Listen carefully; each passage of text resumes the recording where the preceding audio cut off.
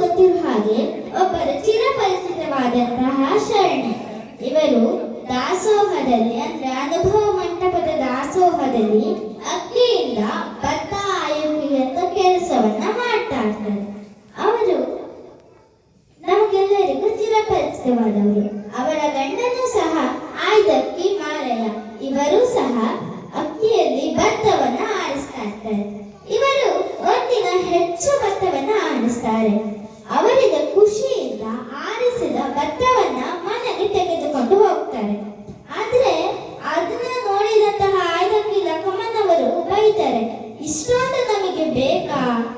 ನಮಗೆ ಇಷ್ಟೊಂದು ಬೇಡ, ಅವತ್ತಿಗೆ ಎಷ್ಟು ಬೇಕು ಅಷ್ಟು ಮಾತ್ರ ಅವತ್ತಿಗೆ ಅಂತ ಹೇಳ್ತಾರೆ.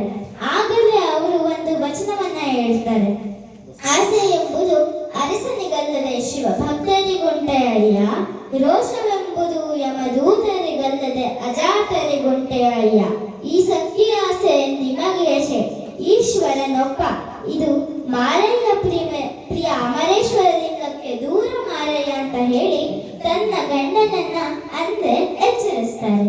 ಈಗ ಶರಣೆ ಸತ್ಯಕ್ಕನವರು ರೈತ ಕುಟುಂಬದಿಂದ ಬಂದಿದ್ದಾರೆ. ಅವರು ಅನುಭವ ಮಂಟಪದಲ್ಲಿ ಕಸ ಗುಡಿಸುವಂತಹ ಕೆಲಸವನ್ನ ಮಾಡ್ತಾ ಇರ್ತಾರೆ.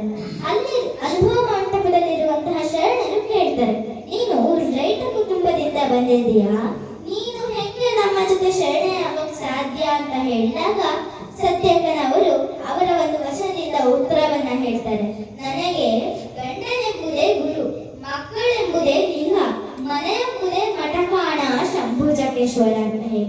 ನೋಡಿ ಬಂಧುಗಳು, ಎಷ್ಟು ಸುಂದರವಾಗಿದೆ ಈ ಒಂದು ವಚನ. ಈ ಒಂದು ವಚನದಿಂದ ಶರಣರೆಲ್ಲ ಹೌದು ಇವರು ನಮ್ಮ ಜೊತೆ ಸೇರ್ಬೋದು ಅಂತ ಹೇಳಿ ಅವರು ಒಪ್ಕೊಳ್ತಾರೆ. ಇವರ ಮತ್ತೊಂದು ವಚನ, ಅರ್ಚನೆ ಪೂಜನೆ ನೇಮವಲ್ಲ, ಮಂತ್ರ ತಂತ್ರ ನೇಮವಲ್ಲ, ಧೂಪ ದೀಪಾರತಿ ನೇಮವಲ್ಲ, ಪರಧನ ಪರಸ್ತ್ರೀ ಪರದೈವಗಳಿಗೆ ಎರಗಲಿಪ್ಪುದೇ ನೇಮ, ಶಂಭುಜಕೇಶ್ವರನಲ್ಲಿ ಇವು ಕಾಡಿರಣ್ಣ ನಿತ್ಯ ನೇಮ ಅಂತ ಹೇಳಿ. ಅಂದ್ರೆ ನಾವು ಸುಮ್ಮನೆ ಅಷ್ಟು ದುಡ್ಡಿದೆ, ನನ್ನ ಹತ್ರ ಇಷ್ಟು ದುಡ್ಡಿದೆ ಅಂತ ಹೇಳಿ ದೊಡ್ಡ ದೊಡ್ಡ